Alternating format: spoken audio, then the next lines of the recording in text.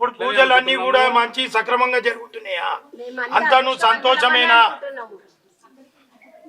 చెందుతున్నాయా అని అడిగితే చెందుతున్నాయి కాబట్టి నా బంగారు పాదం మీకు దర్శనం ఇచ్చిందేమో బిడ్డ. అర్థమైందా? ఎప్పుడు నా పాదం ఏడ కనబడితే అమ్మ వెళ్ళిపోయింది గుడి నచ్చకని అనుకుంటారు. ఒక్కటి చెప్పాలనా, నా గుమ్మం బయట నేను మొత్తం ద్వారం బయటను ఈ బస్తీ వాడలో ఇచ్చిపెట్టి ఇంక ఏ తొవ్వంటి పోతుంటే నా పాదం కనబడ్డదనుకో, అప్పుడు ఏమనుకోండి, అమ్మ మొత్తమే దేవాలయం ఇచ్చిపెట్టిపోయింది, మనం ఈ గుళ్ళకు చుట్టి రాతి బొమ్మకే మనం పూజ చేస్తున్నాము, అమ్మ లేదు ఈడ, అమ్మ ఎక్కడికో వెళ్ళిపోయింది అని అనుకోండి. కానీ నా గర్భాలయంలా, నా గర్భగుడిలో తొక్కుడు లేని స్థలంలో నా తమ్ముని పక్కకే నేను పాదం వేసుకొని కూస్తుంటే అభయస్థదారిని నేను బంగారు పాదం, నా పాదము చూసేటందుకు నన్ను మొత్తం చూస్తానే అనుకుంటుండ్రా? కలలో మీద కూడా అనుకోకురు బిడ్డ.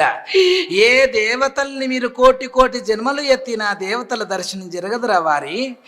ఎందుకంటే మీరు పుణ్యాత్ములు గారు, ఈ నరమానవులందరూ పాపాత్ములే. మా పూజలు పునస్కారాలు చేసి మీ పూర్వజన్మ కర్మం, ఈ జన్మ కర్మం, రాబోయే కర్మాన్ని ఓడగొట్టుకున్నప్పుడే మీరు పవిత్రులు అవుతారు. అనంత వరకు పవిత్రులు కాదు బిడ్డ. ఏండ్ల తపస్సులు 5 ఏళ్ళు 10 ఏళ్ళు 10 లక్షల సంవత్సరాలు చేసిన వాళ్ళకు కూడా మేము వరమియ్యము. అర్థమైందా? ఇప్పటికీ హిమాలయ శిఖరాలకురా ఎన్నో వేల సంవత్సరాల నుంచి ఉన్నోళ్ళకు కూడా ఇంకా మేము వాళ్ళ తపస్సుకు ఒప్పుకొని మేము దర్శనం ఇయ్యలేవారి. మీరు చిన్న చిన్న పూజలు చేసిన వాళ్ళకే ఏకంగా గర్భగుళ్ళ నల్ల పోసమ్మని తిరగోసుకొని పెద్ద బొట్టు పెట్టుకొని సూర్యుడిని పట్టింది, సుఖ బొట్టు పెట్టింది, చంద్రుణ్ణి పట్టింది, జడ కొప్పులేసింది. అమ్మ దర్శనం కావాలంటే మేము నిజాస్వరూపంలో దర్శనం కాము. ఇదే మా దివ్య దర్శనం. ఈ బంగారు పాదాన్ని మీరు కంటికి అద్దుకుంటే చాలు బిడ్డ, నా సేవ చేసుకుంటే చాలు. అమ్మా, మా బస్తీ ప్రజలను, పాత బస్తీ ప్రజలను నువ్వు చల్లంగా చూడాలి. వాళ్ళని అన్ని కష్టాల నుంచి బయటికి తేవాలి. వాళ్ళకి ఎటువంటి ఇబ్బంది కాకుండా చూడాలి. ఇప్పుడు ఎన్నో దేవాలయాలు రూపుదిద్దుకున్నాయి బిడ్డ.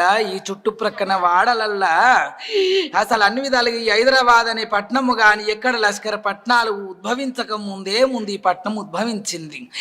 ఇది రాజు హయాంలో నడిచిన పట్టణం బిడ్డ. అందుకే సింహవాహిని మహాకాళి అనే దర్శనం కూడా వాడు వచ్చి దర్శనం చేసుకున్న దాఖలాలు ఉన్నాయి బిడ్డ. వాడు తుర్కవాడైనా గాని వాలేకుం సలాం అనుకుంటా అని విధాలుగా సలాం అంటే గులాం అయితే అని గులామయ్యే కదరా. గోలకొండ కోట మీద జగదాంబని పెట్టుకున్నాడు తుర్కవాడైనా గాని. కాబట్టి బోనాలు చేపించిండు ఆనాడు. ఇప్పుడు పుట్టిన అన్ని పట్టణాలకు మొదలు ఇదే పాత పట్నం. ఈ పాత పట్నంలోకెళ్ళే బయలుదేరిన బిడ్డ దుష్ట సంహారం గురించి అన్ని విధాలుగా వాయు వరుసలు మరుస్తలేరా బిడ్డ? మీరు వాయు వరుసలు మర్చిపోతుండ్రు. కన్న కూతుర్ని కూడా చెడిచే తండ్రి అయ్యిండు. అని విధాలుగా తాగొచ్చి అని విధాలు ఒక దుర్మార్గుడు తల్లిని చెడిచేవాడయ్యిండు. రీతి రివాయిజ్ లేనిది వాయు వరుస లేని వాళ్ళు చాలా మంది అయ్యిండ్రు బిడ్డ. అందుకే నా శ్రీజాతిని కాపాడుకోనికే, అలాగే దుష్ట సంహారణ శిష్ట రక్షణ చేసి బ్రహ్మాండ సృష్టిని కాపాడుకోనికే నా అక్కజల గుళ్ళు, మా అన్నదమ్ముల గుళ్ళు ధ్వంసం చేస్తుండ్రు. ఆ గుళ్ళు ధ్వంసం కాకుండా కాపాడుకోనికే బయలుదేరిన రాయి దేవాలయంలోకి వెళ్ళి అదృష్టవంతులు అనుకోవాలి. ఇన్ని కోట్ల దేవాలయాలున్నా అమ్మ మనమ్మనే దుష్ట సంహారానికి బయలుదేరిందట అని మీరు అదృష్టానికి అనుకోవాలి తప్ప నేను ఎక్కడికో వెళ్ళిపోలే. నేను వెళ్ళిపోతే, నేను ఊరు ఇచ్చిపెట్టిపోతే ఆ ఊరు వల్లకాడైతుంది, నేను వాడిని ఇచ్చిపెట్టిపోతే అది వల్లకాడైతుంది. ఇప్పటికి నేను అన్ని విధాలుగా వచ్చి 3-4 రోజుల గడువులైనా, నేను 3-4 రోజుల గడువునైనా ఒక పిల్లను గాని, ఒక చీమను గాని, ఒక కుక్కను గాని, ఒక నక్కను గాని, ఒక పందిని గాని, ఒక మేకను గాని, కుక్కని ఏమన్నా బలి తీసిన్నా అనుకోలేదు తల్లి. అట్లా తప్పు అన్ని విధాలుగా మంచిగా జరిగింది అనుకుంటా. నీకు పాలాన చోటు నచ్చింది, ఆ పుట్టని వీక్కపోయి ఇంకో దగ్గర పెట్టగలవా? ఒక మహావృక్షం ఉన్నది, 400 సంవత్సరాల చరిత్ర ఒక వృక్షం ఉన్నది. మీరు గుడి కట్టాలనుకుంటారు, ఆ వృక్షం జాగల అలా తీసి ఇంకో దగ్గర స్థాపితం చేయగలరా? నా అడుగు వడ్డ దగ్గరనే నా అడుగుంట తప్ప మీరు ఏడవడితే ఆడ తీసుకుపోయి పెడితే నేను నిలిచేదానగా. నా పాదం ఎంతున్నదో అంతే ఉండాలి. మీరు ఆ పాదాన్ని అనివిధలు పొడిగించేది కాదు, తగ్గించేది కాదు. ఉన్నంతల పాదములనే శంకు చక్రాలు గాని, గదస్తములు గాని, అనివిధ సూర్యచంద్ర నారాయణులు గాని అందరూ కూడా నా పాదం మీద వచ్చేటట్టుగా ఈ బ్రహ్మాండ సృష్టికి అధినాయకుని కదా బిడ్డ. శంకరుడు కాదు పెద్ద, ఆ శంకరుడినే కన్నా జగన్మాత పెద్ద. ఆ జగన్మాతనే జగజ్జనని మాత నేనే గొప్ప బిడ్డ. వచ్చి నిన్ను నమ్ముకొని కోల్చుకునే వాళ్లకు అన్ని కోరికలు తీర్చాలి.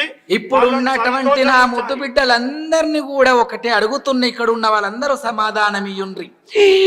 మీ కర్మలు, ఎందుకంటే మానవ జన్మ పుట్టినప్పుడు మీకు కష్టాలు, నష్టాలు, సుఖాలు, జరాలు, సర్దులు, రోగాలు, బీమార్లు అన్నీ వస్తాయి. ఇది మానవుల సహజనం కాబట్టి, మీ జీవితం కాబట్టి వస్తే వచ్చినాయేమో. కానీ అంతకు మించి ఇంకెక్కువ పుణ్యామ నరకాలు కానీ, లేకపోతే ఏమన్నా కోరుకుంటే ఆ కోరికలు నెరవేరకపోవడు కానీ ఎప్పుడన్నా జరిగేనా? నేను దొంగదాన్ని అనిపించుకున్నాను మిటి మందిరంలా.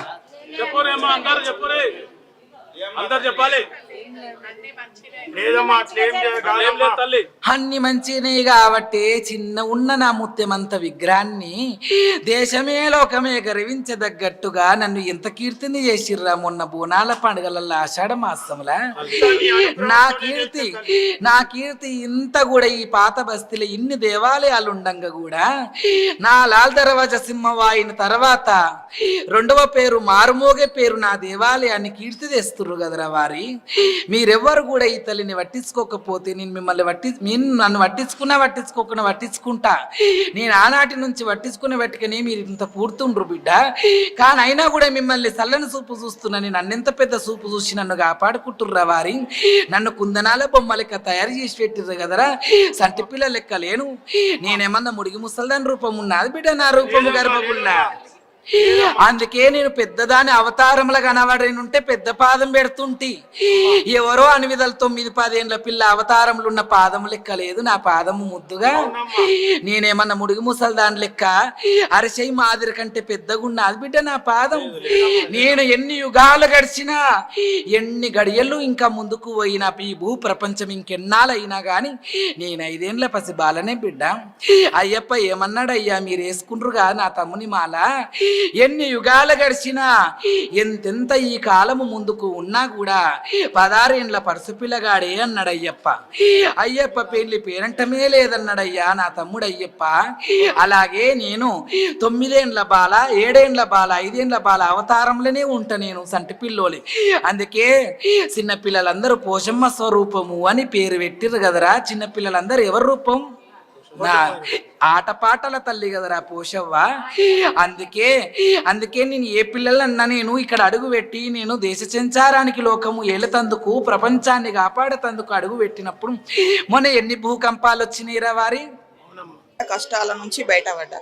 ఆ తల్లికే మొక్కుకున్నా, నాకు ఎవరు లేకుండా. అమ్మ నువ్వే ఉన్నావు, నాకు వెనక ముంగట ఎవరు లేరు, నువ్వే నాకు ఆదర్శం అని మొక్కుకున్నా. అప్పటి నుంచి అమ్మవారిని నమ్ముతా మంచిగా ఉంది. ఇప్పుడు కూడా నాకు చాలా చిక్కుముడిలు ఉన్నాయి. ఆ చిక్కుముడి విడవాలని పొద్దున్నే వచ్చిన నేను అమ్మవారికి వారం వచ్చి దర్శనం చేసుకుంటాను రోజు.